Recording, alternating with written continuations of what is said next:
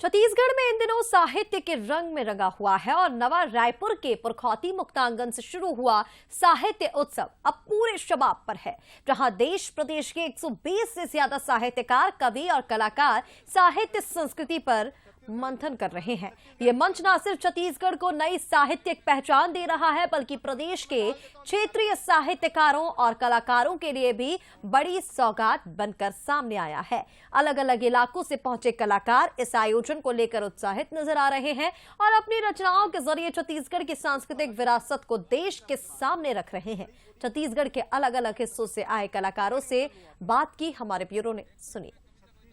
रायपुर साहित्य उत्सव का आज दूसरा दिन है और आज दूसरे दिन भी साहित्य के जगत से जुड़े लोग, फिल्म के जगत से जुड़े लोग और उसके साथ साथ कवि के जगत से जुड़े लोग यहाँ पर अपनी बातें रखते नजर आएंगे।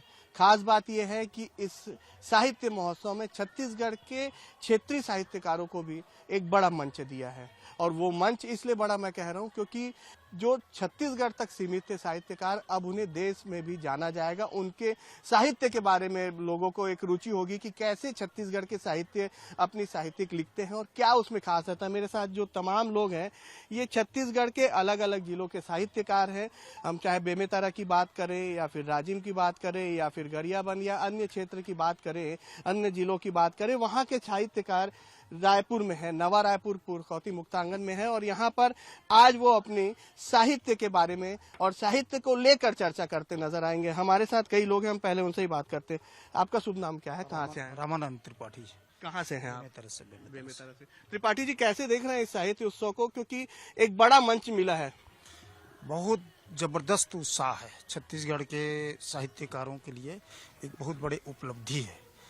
बहुत दिन बाद में ऐसा टाइप का कार्यक्रम किया जा रहा है जिसमें क्षेत्रीय जो साहित्यकारों के साथ साथ पूरा प्रदेश के कवि साहित्यकारों को बुलाया गया है।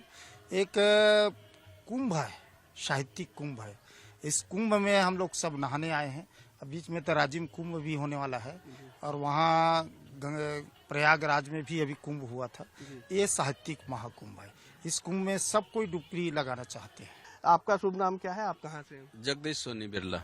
बिरला से जी, बेमेतरा जिला। जी जी। सोनी जी, ये जो इवेंट हो रहा है, आपने तो लगातार साहित्य के बारे में अपने पाठ भी रखे भी हैं और बातें भी रखी हैं।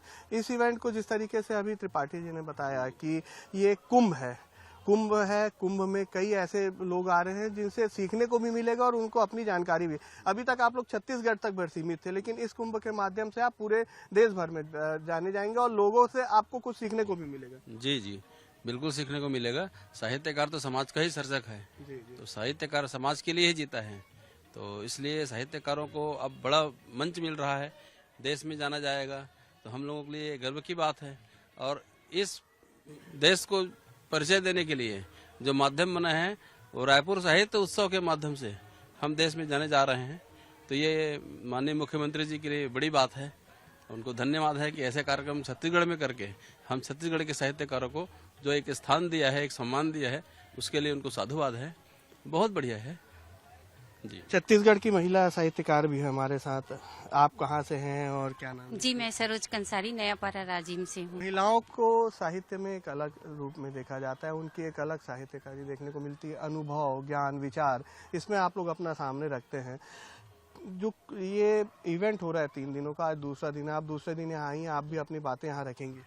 जी, साहित्य उत्सव में आकर मुझे बहुत खुशी हो रही है। छत्तीसगढ़ के साहित्यकारों को देश दुनिया में एक नई पहचान मिलेगी और इस प्रकार के आयोजन होने से हमें प्रोत्साहन मिलता है और यह हमारे लिए गर्व की बात है कि हम इतने बड़े आयोजन में सहभागी हो रहे हैं और छत्तीसगढ़ की महिमा को बखान कर हम देश दुनिया में पहुँचाएंगे।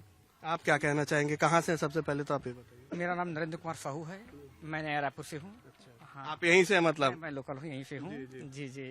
तो आप ही के क्षेत्र में इतना बड़ा कुंभ हो रहा है, साहित्य कुंभ? जी जी, बहुत ही यह गर्व का विषय है और ये केवल हमारे क्षेत्र के लिए नहीं, नया रायपुर के लिए नहीं, वरन पूरे छत्तीसगढ़ के लिए है। और मैं तो सर्वप्रथम जितने भी देश विदेश से जो आ रहे हैं, आगंतुक आ रहे हैं, उनका मैं तहे दिल से धन्यवाद करता हूँ और आपके चैनल के माध्यम से और जितने भी यहाँ पे चैनल वाले आए हैं उनका भी मैं धन्यवाद देता हूँ। और ये जो हमारे जो साहित्य हो रहा है केवल एक कुंभ है और इसे हमारे जो छत्तीसगढ़ की जो भाषा है, संस्कृति है, कला है, ये मात्र छत्तीसगढ़ ही नहीं वरन इसके माध्यम से देश और विदेश तक की हमारी छत्तीसगढ़ की जो पहचान है, संस्कृति है, वो जाएगी। और कहीं न कहीं हम अभी तक हम विदेशों से या फिर हम दूसरे देशों के साहित्यकार को हम सुनते आ रहे हैं। अब ये वक्त आ रहा है, एक दौर नया आ रहा है जब अब हमारे छत्तीसगढ़ के साहित्यकारों को देश विदेश में एक पहचान मिलेगी, है ना, उनको जाना कहना चाहेंगे आप कुछ अपने साहित्य के लिहाज शब्दों के हिसाब से? और अभी तो आने वाले समय में हमारे 2 दिन पूर्व 26 जनवरी आ रहा है, गणतंत्र दिवस आ रहा है, तो 2 शब्द में कहना चाहूंगा। आज भी यूं ना हम आजाद होते, आज भी यूं ना हम आजाद होते, अगर वीरों ने बलिदान न देते, अगर वीरों ने बलिदान न देते। सांसे आजादी जो हम ले रहे हैं, मस्ती में अपनी जो हम जी रहे हैं, न भूलो कभी बलिदान को, वीर शहीद जवान को, वरना आज भी हम गुलाम होते, वरना आज भी हम गुलाम होते, अगर वीरों ने बलिदान न देते। कैमरामैन मनीष के साथ गौरव शुक्ला, बंसल न्यूज, रायपुर।